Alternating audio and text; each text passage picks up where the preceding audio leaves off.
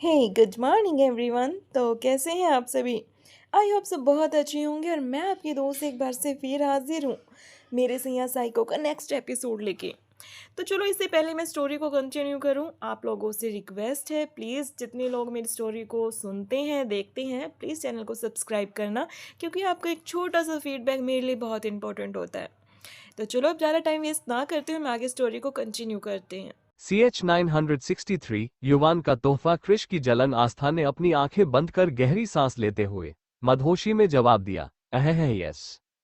आस्था से इजाजत मिलते ही युवान अपने चेहरे पर एक प्यारी सी मुस्कान लिए उसे किस करते हुए अपनी गोद में उठाता है और बाथटब में उसे लिटा कर खुद भी उसके साथ उसमें बैठ जाता है। बाथटब ऑटोमेटिक होने के कारण अपने आप पानी भरने लगता है, जिसका टेम्परेचर दिल को सुकून पहुंचाने वाला था। युवान आस्था के ऊपर आकर उसे किस करते हुए उसके पूरे बदन को सहला रहा था और अगले ही पल आस्था को अपनी आगोश में हल्के से समा लेता है। एक हल्की लेकिन मीठी और सिसकी भरी आह आस्था के मुंह से निकलती है, लेकिन उसके मुंह में ही रह जाती है, क्योंकि युवान ने अगले ही पल अपने होठों को उसके होठों से जोड़ दिया था और उसे बहुत ही इंटेंस और डीप किस कर रहा था, जिससे उसके दिल और बदन को भी सुकून पहुंच गया था। कुछ देर की तकलीफ के बाद आस्था भी अब शांत हो चुकी थी और एक्साइटमेंट में युवान के कंधों पर अपने नाखून चुभा रही थी, जो महसूस होते ही युवान और एक्साइटेड हो जाता है। थोड़ी ही देर में उस बाथरूम का माहौल गर्म हो चुका था और उसमें दो लोगों की गर्म सांसें और सिसकियां सुनाई दे रही थी। दोनों ही एक दूसरे के आगोश में लिपटे हुए थे और एक दूसरे को महसूस कर रहे थे। लगभग 1 घंटे बाद वहां का माहौल शांत होता है। युवान आस्था को अच्छे से शावर दिलवा कर उसे अपनी गोद में लेकर बाथरोब लपेटकर उसे बाहर लेकर आता है, क्योंकि इस सबके बीच वह इतना थक गई थी कि उसके अंदर अब चलने की भी हिम्मत नहीं थी। लेकिन युवान के होठों पर एक सेटिस्फैक्शन भरी बड़ी सी मुस्कान थी। वो उसे ड्रेसिंग टेबल के सामने बिठाकर उसे बड़े प्यार से कहता है, हनी, तब तक तुम अपने हेयर ड्राई करो, मैं चेंज करके आता हूँ, वरना लेट हो जाएंगे। ये सुनकर आस्था अपने मुंह बनाते हुए कहा, हम अब आपको लेट होने की चिंता हो रही है, इतनी देर तक परेशान कर रहे थे तब नहीं हुई। आस्था की शिकायत सुन युवान ने मुस्कुराकर उसके गालों पर किस करते हुए शरारत से कहा, बिल्कुल नहीं हनी, क्योंकि तुम्हें तो अच्छे से मालूम है तुम्हारे आसपास में सब कुछ भूल जाता हूँ, फिर चाहे वो वक्त हो या मैं खुद, बस याद रहता है तो सिर्फ तुम। कहकर युवान एक बार फिर आस्था के होठों पर किस करने के लिए आगे बढ़ा। जब अचानक ही आस्था ने शर्माकर अपनी नजरें झुका ली। जब अचानक ही युवान का फोन कॉल रिंग होता है, जिसे सुन युवान अपनी जगह पर रुका और मुस्कुरा कर बोला, 1 मिनट हनी। अब युवान ने टेबल पर रखा हुआ अपना फोन देखा, जिसमें काजल का नाम फ्लैश हो रहा था। काजल का फोन। हाँ हेलो काजल, कैसी हो? मैं ठीक हूँ भाई, आप कैसे हैं? और आस्था, आयु सब ठीक है ना? हम वो लोग बिल्कुल ठीक हैं। और बताओ सुबह सुबह कैसे याद किया? सुबह सुबह? भाई अगर आप सूरज चढ़ने के बाद नींद से जागे हैं, इसका मतलब यह नहीं कि सुबह अभी अभी हुई है। जरा वक्त देखिए, सुबह के 11 बज चुके हैं। लगता है रोमांस करने के चक्कर में आजकल आपको वक्त का पता भी नहीं चल रहा। नॉट बैड है। काजल ने युवान की टांग खींची, जिस पर युवान ने मुस्कुराकर एक नजर पलट ड्रेसिंग टेबल के सामने बैठी अपनी ब्यूटीफुल सी बीवी आस्था को देख कहा, हाँ बात तो तुम्हारी 100% सही है काजल, आप मेरी हनी है ही इतनी ब्यूटीफुल, मन ही नहीं भरता। कहकर युवान खिलखिलाकर हंसने लगा। जब काजल ने मुंह बनाकर कहा, H H H H H H भाई कुछ तो शर्म कीजिए, यू नो वॉट, आपको एकदम बेशर्म बना दिया है। खबरदार काजल, मुझे कुछ मत कहना, तुम्हारे भैया खुद ही बहुत बेशर्म है। कहते हुए आस्था ने मुंह बनाकर स्पीकर पर रखे हुए उस फोन में आवाज लगाए। तो अब खिलखिलाकर हंसने की बारी काजल की थी। हा हा हा हा हा, आस्था मैं तो मजाक कर रही थी। वेल बातों से तो लग रहा है कि आप लोग अभी घर पर ही हैं, तो ठीक है, मैं भी 10 मिनट में पहुंचने वाली हूँ। ओके जल्दी आओ। कहकर युवान ने कॉल डिस्कनेक्ट किया और कुछ ही देर बाद वो लोग पूरी तरह रेडी थे और अब वो लोग आयु को साथ मिलकर रेडी कर रहे थे। जब काजल की गाड़ी विला में इंटर करती है और वह तेजी से अपने हाथों में एक बड़ा सा बॉक्स लिए हाल में इंटर करते हुए हड़बड़ा कर बोली, आस्था आस्था ये लो जल्दी बॉक्स पकड़ो, ड्राई फ्रूट के लड्डू है मॉम, खुशी के हाथों से बने हुए, मुझे बहुत देर हो रही है, मैं निकलती हूँ। काजल को इतनी जल्दबाजी में देख आस्था और युवान का मुंह खुला का खुला रह गया। आस्था ने हड़बड़ा कर पूछा, अरे काजल लेकिन इतनी जल्दी क्या है, इतनी दूर से आए हो, जरा बैठो, चाय कॉफी तो। सॉरी आस्था पर वक्त नहीं है, अस्पताल के लिए देर हो रही है। हॉस्पिटल? काजल सब ठीक तो है, तुम्हें कुछ? युवान हड़बड़ाते हुए अपनी जगह से उठ खड़ा हुआ और अपनी बहन को ऊपर से नीचे तक देखने लगा। जब काजल ने मुस्कुराकर अपने सर पर टपली मारते हुए कहा, ओह सॉरी, मैं तो बताना ही भूल गई, भाई मुझे कुछ नहीं हुआ है, मैं बिल्कुल ठीक हूँ। लेकिन एक बहुत बड़ी खुशखबरी है, आशी को बेबीज हुए हैं, 2 बेटे और 1 बेटी। बस उन्हें ही देखने जा रही हूँ। आप लोग भी आना चाहेंगे? काजल के शब्द थे, जिसे सुनते ही युवान के चेहरे के एक्सप्रेशन थोड़े सीरियस हुए। और आस्था, उसके चेहरे के तो रंग ही उड़ गए थे। उसके चेहरे पर खुशी भरे एक्सप्रेशन अचानक ही जलन में बदल चुके थे और वह अपनी तिरछी नजर से युवान को ऊपर से नीचे तक देख रही थी, जब से उसे मालूम हुआ था कि युवान किसी वक्त पर आशी से बहुत मोहब्बत करता था। न जाने क्यों, लेकिन अब आशी का नाम सुनकर उसे चिढ़ हो रही थी और वह एकदम से लपक कर बोली, अब भाई ये तो बहुत अच्छी बात है काजल, पर सॉरी हम नहीं आ सकते। वह क्या है ना, हमारा आयु के साथ डिज्नीलैंड जाने का प्लान है। अगर नहीं गए तो वह नाराज हो जाएगी। वैसे तुम उन्हें हमारी तरफ से कांग्रेचुलेशंस कहना। आस्था के शब्द सुन युवान ने उसे अपनी तिरछी नजर से देखा और एक गहरी सांस लेकर बोला, काजल। इससे पहले वो कोई एक्सप्लेन देता, काजल ने समझदारी दिखाते हुए मुस्कुरा कर कहा, कोई बात नहीं भाई, मैं समझ सकती हूँ। खैर आप लोग अपना टाइम एंजॉय कीजिए, मैं चलती हूँ। बे प्रिंसेस। बाय बुआ। आयु ने अपनी बुआ को बाय किया। काजल वहां से जा चुकी थी, लेकिन आस्था एकदम से युवान की बाहों में अपनी बाहें लपेट मुंह बनाते हुए बोली, हो गया आपका तो चले, या अपनी बहन के पीछे पीछे अपनी आंखें भी भेजनी है अपनी प्यारी आशी को देखने के लिए। ओ सॉरी, अपनी जुगनू को देखने के लिए। आस्था की बातों में उसकी जलन साफ नजर आ रही थी, जिसे समझ युवान मुस्कुराकर उसके गालों को खींचते हुए बोला, मेरा जुगनू तो मेरे पास है, जिस पर मेरी नजरें हमेशा ठहरी रहती हैं। हनी, वैसे तुम कहो तो आज हम डिज्नीलैंड जाने की जगह बेडरूम में। कहते हुए युवान के हाथ शरारत से कपड़ों के ऊपर से ही आस्था के सीने को सहलाने लगे, जिसे महसूस करते ही आस्था आंखें बड़ी बड़ी कर एकदम से युवान के हाथ पर हल्के हाथ मारते हुए बोली, शट अप बदमाश कहीं के, मैं अपना पस लेकर आती हूँ। कहकर वो शर्माते हुए तुरंत वहां से भागी थी और उसके जाते ही युवान ने मोबाइल फोन निकाल किसी को मैसेज किया था। दूसरी तरफ हॉस्पिटल कमरे में दूधिया रोशनी नहीं, एक अलग ही एहसास बिखरा था, जैसे किसी दुआ ने रूहों को छू लिया हो। चारों तरफ सन्नाटा था, लेकिन उस सन्नाटे में भी एक गर्माहट थी, नई जिंदगी की, नई शुरुआत की। बिस्तर पर लेटी आशी की आंखों में थकान थी, लेकिन उसकी मुस्कान वो किसी जंग में जीतकर लौटे सिपाही जैसी थी। उसके बाजू में 3 नन्हे फरिश्ते सजे हुए थे, 2 बेटे 1 बेटी।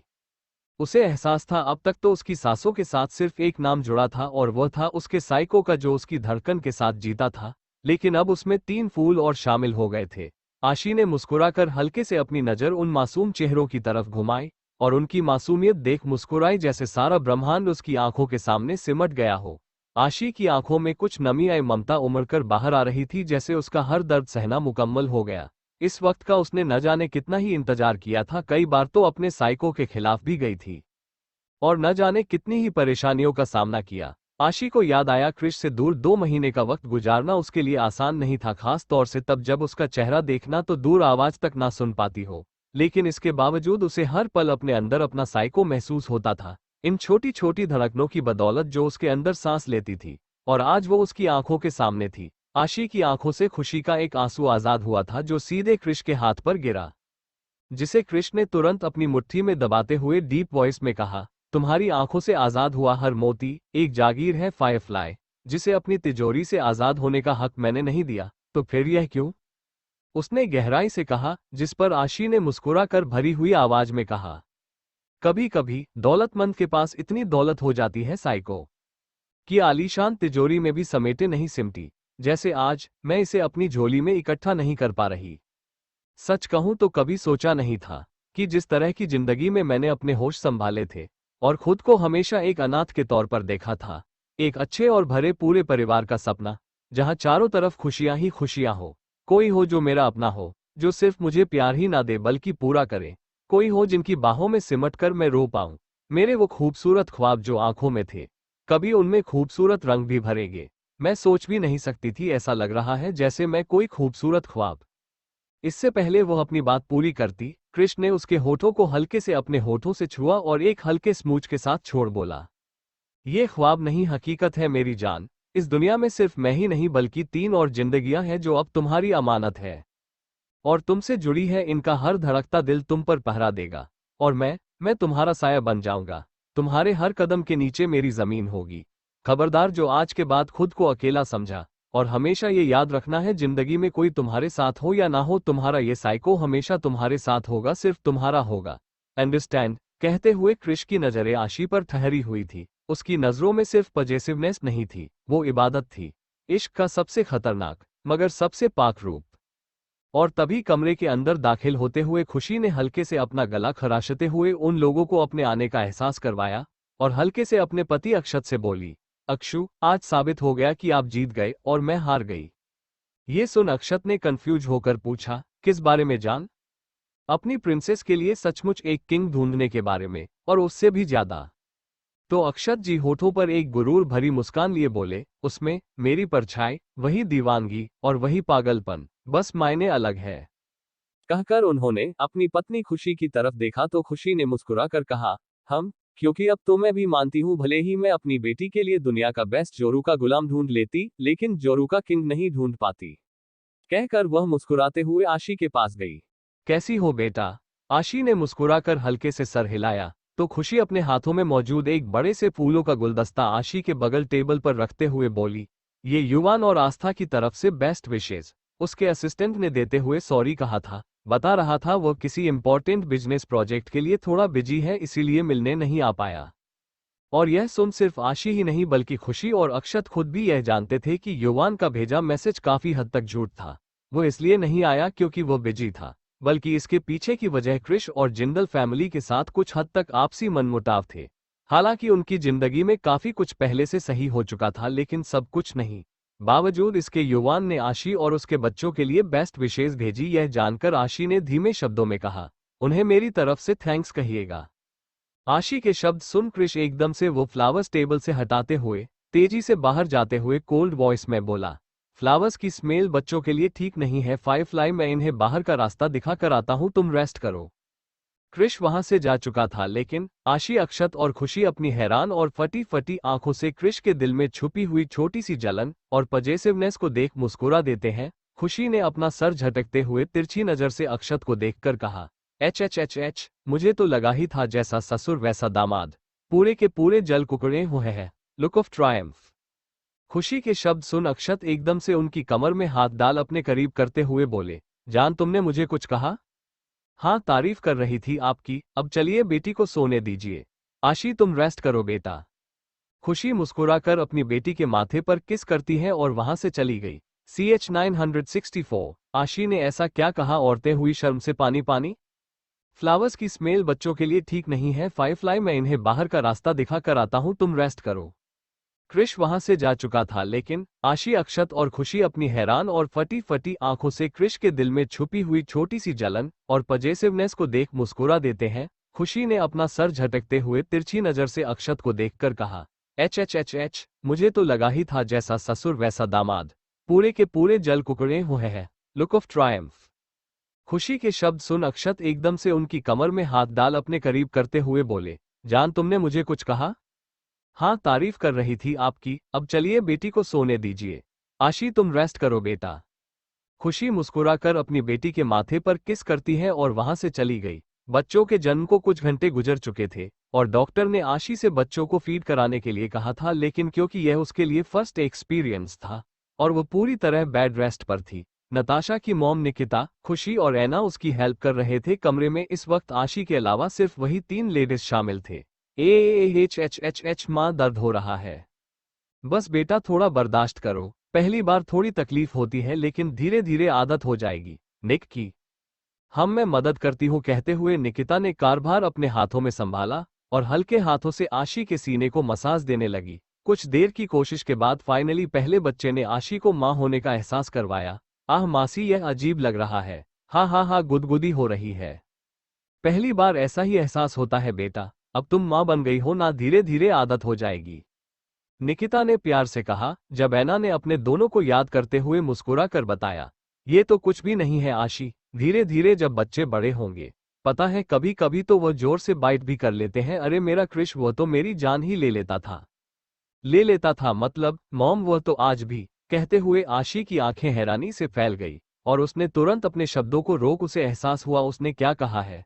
वो तुरंत अपने निचले होठों को दांतों से बाइट करते हुए बोली, अब मेरा मतलब। आशी का चेहरा शर्म से लाल हो चुका था, उसे तो समझ ही नहीं आया वो एक्सप्लेन क्या दे, तो वही उसकी अधूरी बात का मतलब वहां खड़ी तीनों लेडीज समझ चुकी थी। खुशी जो सिर्फ एक माँ ही नहीं बल्कि अपने शरारती पति की शरारतों से हर पल परेशान रहती थी, बावजूद इसके शर्मा कर इधर उधर देखने लगी, क्योंकि एक माँ बेटी के बीच यह मोमेंट काफी एम्बारोसमेंट भरा था। और तभी ऐना माहौल को लाइट करते हुए मुस्कुरा कर बोली, अब लगता है हमारे बड़े चैंप का हो गया, अब लिटिल चैंप की बारी। ऐना की बात सुन निकिता ने हाँ में सर हिलाते हुए, हाँ खुशी तुम इसे संभालो, ऐना दूसरा बेबी मुझे दो, कहते हुए निकिता अपनी जिम्मेदारी दोबारा निभाती है तो खुशी भी एक ठंडी सांस लेती है और आशी शर्मिंदगी के इस एहसास से थोड़ा बाहर आए।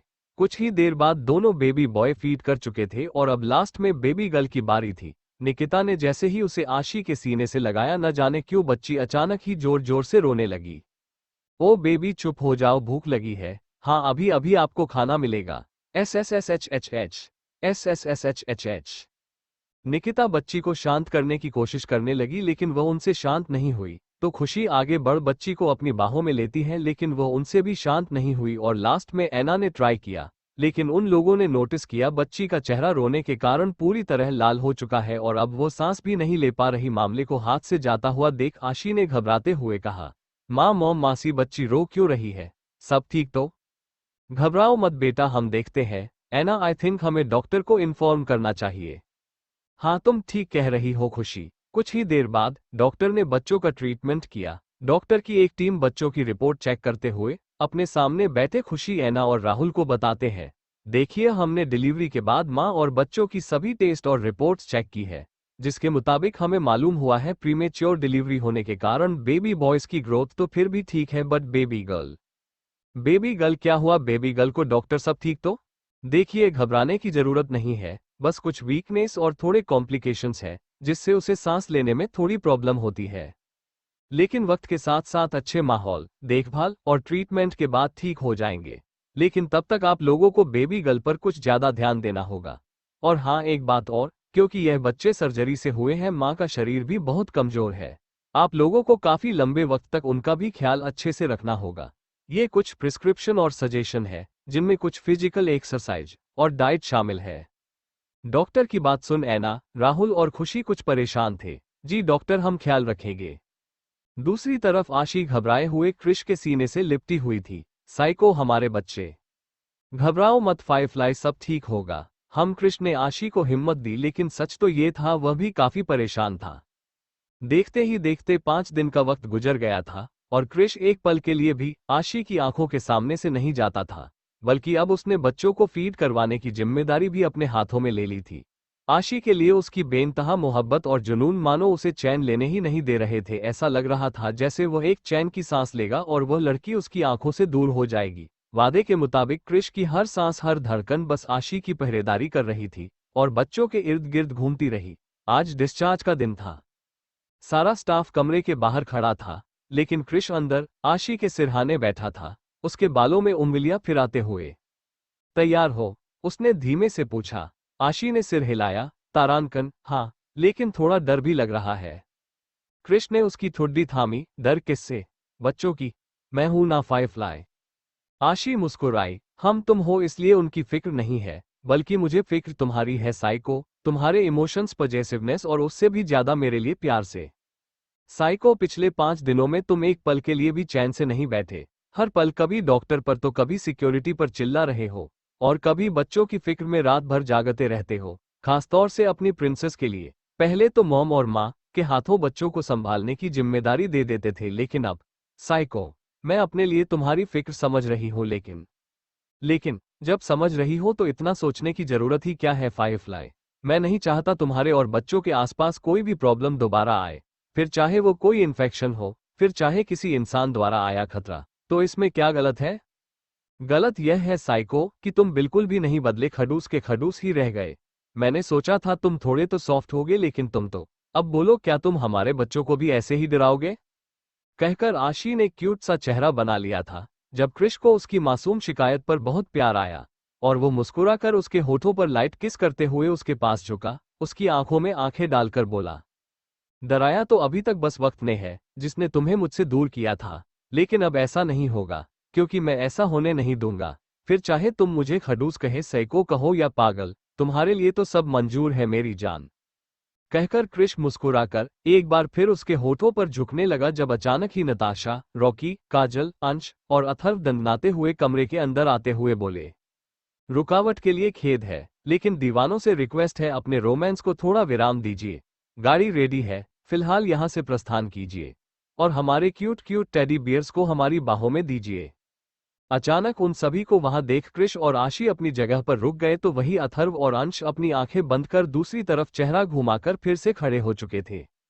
कुछ देर बाद तीनों बच्चे नताशा, काजल और रॉकी की गोद में थे, तो वही आशी एक व्हीलचेयर पर मौजूद थी जिसे क्रिश हल्के हाथों से धक्का देते हुए गाड़ी के पास लाया और उसे अपनी बाहों का सहारा देकर बड़ी ही आराम से कार के अंदर बिठाता है और खुद उसकी बगल में बैठ उसे अपनी बाहों का सहारा देता है। कुछ ही देर में उनकी गाड़ी हवा से बातें कर रही थी। देखते ही देखते ये सफर कट चुका था और गाड़ी डेविडसन विला के सामने आकर रुकी। क्रिश ने एक बार फिर आशी को अपनी बाहों का सहारा दिया, उसे अपनी गोद में ब्राइडल स्टाइल में उठा लिया, जब अचानक ही उन लोगों पर फूलों की बारिश होने लगी, जिसे देखते ही आशी के चेहरे पर एक बड़ी सी मुस्कान थी। उसने सामने की तरफ नजर उठाकर देखा जहां ऐना अपने हाथों में बड़ी सी आरती की थाली लिए खड़ी थी और घर के सभी बच्चे एकदम से चिल्लाते हुए उनका वार्म वेलकम करते हुए बोले, वेलकम होम बेबीज। आशी जो कि क्रिश की बाहों में थी, ऐना ने आगे बढ़ उसके माथे पर तिलक लगाया और आरती की थाल से आरती उतारी। इसके बाद वह बच्चों को तिलक लगाती है और सभी की नजर उतार वह पास में खड़े अंश को नमक मिर्ची देती है। बेटा, तुम्हारी मॉम ने कहा था इसे, मालूम है आंटी, मैं अभी इसे डिस्ट्रॉय करके आता हूँ, कहकर अंश वहां से चला गया। तो राहुल जल्दी से आगे बढ़ना जाने कितने ही नोटों के बंडल उन बच्चों और आशी के सर से वार कर रॉकी को देते हुए बोले, इसे सभी सर्वेंट और गरीबों में बांट देना। अब चलो बेटा, तुम लोग थक गए होंगे। हाँ हाँ, थक तो गई ही होगी, इतना बड़ा पहाड़ तोड़कर जो निकली है।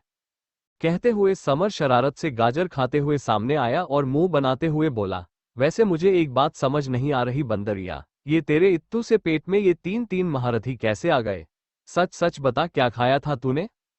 समर की बात में ताना साफ नजर आ रहा था, जिसे सुन क्रिश तो उसे गुस्से से घूरने ही लगा था और दांत पीसते हुए कुछ खाने ही वाला था जब आशी ने धीरे से उसके हाथों पर हाथ रख आंखों से इशारा किया, जैसे उसे शांत रहने के लिए कह रही हो, और समर से मुंह बनाते हुए बोली, क्यों, तुझे क्यों जानना है? प्रेग्नेंट होना है क्या? अगर हाँ तो मुझे बता, तेरे लिए सरोगेट फादर का इंतजाम कर देती हूँ। वैसे बाबा, आपकी चप्पल कहाँ है? यही है आशी, रुको अभी देता हूँ, कहकर राहुल तुरंत अपनी चप्पल निकालने लगे जब समर हड़बड़ाकर माही के पीछे छुपते हुए बोला, नहीं नहीं बाबा, मुझे ये खाने का बिल्कुल भी शौक नहीं है, मैं बांझ ही सही हूँ। समर की बात सुन सभी खिलखिलाकर हंसने लगे और तभी समर ने आदत से मजबूर एक बार फिर शेर की गर्दन में अपनी मंडी देते हुए कहा, वैसे बहुत कमजोर हो गई है आशी, अगर ऐसा ही रहा तो मुझसे झगड़ा कैसे करेगी? और तू तो जानती है जब तक तेरी टांग खिंचाई ना कर लूं मुझे चैन ही नहीं आता। इसीलिए शेफ से कहकर तेरे लिए देसी घी के पराठे और बहुत सारी खीर बनवाई है। चल जा, जल्दी जाकर खा और मोटी होकर वापस आ, पहले की तरह ढोल बनकर। हा हा हा हा। समर आशी को चिढ़ाकर जोर जोर से हंस रहा था जब अचानक ही क्रिश की आंखें तड़प उठी। कमजोर, ओ जस्ट शट अप, अपनी जुबान बंद रखो वरना, उसने ठंडी आवाज में दांत पीसते हुए कहा। जिसे तुम कमजोर कह रहे हो ना, कुछ घंटों पहले ही उसने एक साथ तीन तीन बच्चों को जन्म दिया है, तीन नई जिंदगियां दी है। जानते भी हो, वो पल जहां एक मर्द 100 बार अपनी जिंदगी हार जाता है, वहां एक औरत मौत को छूकर एक नई जिंदगी वापस लेकर आती है। 57 डेल यानी एक साथ 200 हड्डी टूटने का दर्द एक साथ एक बार में होता है, जबकि तुम जिसे मर्द का रहे हो वो एक बार में ज्यादा से ज्यादा 45 डेल का दर्द ही सह सकता है। ऐसे में तुम कैसे मेरी फाइवफ्लाई को कमजोर कह रहे हो? वो कमजोर नहीं है बल्कि ताकत है मेरी। और खबरदार खबरदार, जो अगली बार उसे या दुनिया में किसी भी औरत को कमजोर कहा, जुबान खींच लूंगा तुम्हारी, समझे? क्रिश एकदम से दहाड़ उठा था और उसकी बात सुनते ही आसपास का सभी लोग एकदम से कांप उठे। समर के चेहरे पर तो ठंडे पसीने की बूंदें बहने लगी थी और आसपास सन्नाटा छा गया। ऐना और राहुल एक दूसरे का चेहरा देखने लगे जब आशी ने हल्के से क्रिश का हाथ थामा और उसकी आंखों में देखते हुए मीठी आवाज में बोली, साइको। तो क्रिश सभी को इग्नोर कर आशी को यूं ही अपनी गोद में लिए हुए आगे बढ़ गया, जब अचानक ही आशी की नजर निक के कमरे की बालकनी की तरफ गई जहां वह खामोशी से अपनी व्हीलचेयर पर बैठा था। इस वक्त उसके चेहरे पर कोई एक्सप्रेशन नहीं थे, लेकिन वह ऊपर से ही नीचे का सारा नजारा देख रहा था और आशी को देखते ही हल्के से थम अप का इशारा करता है जैसे बेस्ट विशेष दे रहा हो, जिसे देख आशिकी के चेहरे पर हल्की सी मुस्कान आई। वह निक के मायूसी को बहुत अच्छे से समझ सकती थी। कुछ ही देर में क्रिश आशी को उसके कमरे में लाया। कमरा पूरी तरह बदला हुआ था।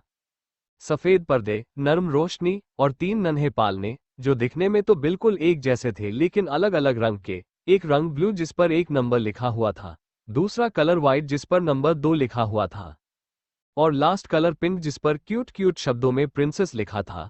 और उसके चारों तरफ छोटी छोटी लाइट वाले झूमर लटकी हुई थी। पूरे फ्लो पर व्हाइट और रेड बलून्स, हल्की वम फेयरी लाइट्स और पालने में लगा हुआ एक छोटा सा म्यूजिक सिस्टम जो आशी की आवाज रिकॉर्ड कर बच्चों को लोरियां सुना सकता था। यह नजारा देख आशी ने हैरान होकर किस पूछा, साइको ये सब? हम यहाँ अकेले तो रहने वाले हैं नहीं, तो सोचा नए मेहमानों को भी उनका हिस्सा दे ही दिया जाए। कैसा लगा? मेरे साइको ने किया है तो इसका कोई मुकाबला हो ही नहीं सकता, कहकर आशी मुस्कुराई और हल्के से उसके गालों पर किस किया। जब उन दोनों के पीछे मौजूद नताशा, रॉकी और काजल अपना गला साफ करते हुए उन्हें अपनी प्रेजेंस का इशारा करते हैं। इसके बाद क्रिश कमरे में इंटर कर आशी को धीरे से बेड पर लिटाता है और उन सभी की तरफ देखते हुए आंखों ही आंखों में इशारा करता है, अरे बाप रे, शैतान हमें ही घूर रहा है, जल्दी बच्चे रखो और दफा हो जाओ यहाँ से इससे पहले कि यह हमारी नसबंदी कर दे। रॉकी धीरे से बड़बड़ा आया और तीनों एक के बाद एक बच्चों को सुलाकर वहां से 9-2-11 हो चुके थे। जिसके बाद क्रिश ने दरवाजा बंद किया और एक नजर सोए हुए बच्चों को देख आशी के करीब आते हुए उसके बालों को सहला कर बोला, बच्चे सोए हैं, आओ तब तक तुम्हें फ्रेश कर दूं। क्रिश आशी को एक बार फिर अपनी गोद में उठा लेता है और कम बाथरूम की तरफ बढ़ा देता है। कुछ ही देर में वह उसे स्पंज बाथ देकर वापस लाया और अपने हाथों से एक हल्की मैटरनिटी नाइटी पहनाकर अपने हाथों से सूप पिलाने लगा। अब जल्दी से पीकर मेडिसिन लेकर रेस्ट करो, इससे पहले कि बच्चे जाग जाए। तुम भी खाओ ना साइको, और अपना ख्याल रखो तभी तो मेरा भी रख पाओगे। आशी की बात सुन क्रिश मुस्कुराकर खुद भी खाना खाने लगा।